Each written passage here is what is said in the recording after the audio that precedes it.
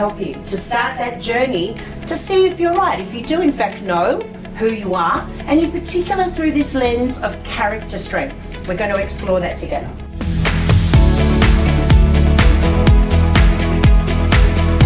It was a great workshop which not only led to increase or to evaluate our emotional quotient of our team members, but also increase it to make us more self-aware of where the strengths of our individual team members lie. I think it was a very wonderful session. It is essential for people to make decisions more human-centered, which requires the soft skill. The workshop exactly hit it on those terms.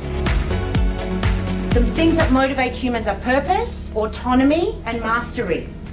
Maxme. Success is human.